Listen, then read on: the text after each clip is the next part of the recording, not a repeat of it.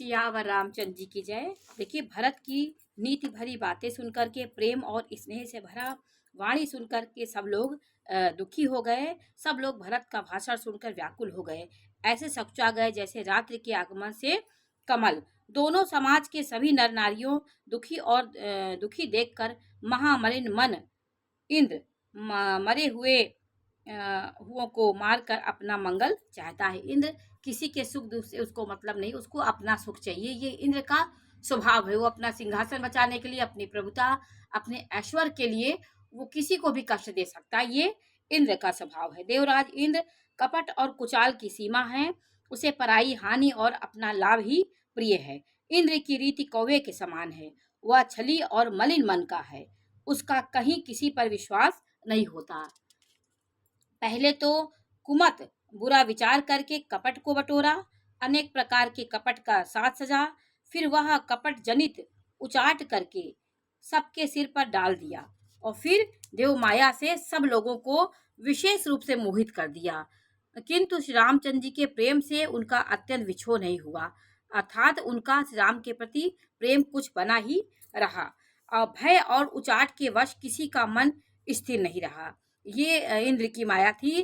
क्षण में उसकी वन में रहने की इच्छा हुई, उनकी वन में रहने की इच्छा हुई और क्षण में उन्हें घर अच्छे लगने लगते हैं। मन की इस प्रकार की दुविधामयी स्थिति से प्रजा दुखी हो जाती है, मानो नदी और समुद्र के संगम का जल शुद्ध हो रहा हो। जैसे नदी और समुद्र के संगम का जल स्थिर नहीं रहता है, कभी इधर आता है कभी उधर जाता है, उसी प्रकार की दशा प्रजा के मन की हो गई। चित्त दो तरफ हो जाने से वही संतोष हो गया और सब लोग खुश हो गए। सब लोग के मन दूसरे, अपना मर्म कोई नहीं जानता। कृपा निधान संतोष नहीं पाते, एक दूसरे के अपना मर्म कोई नहीं जान पाता। कृपा निधान श्री रामचंद्र जी यह दशा देखकर हृदय में हंसकर कहने लगे कि कुत्ता, इंद्र और नवयुवक कामी पुरुष एक सरीखे होते हैं, एक ही स्वभाव है।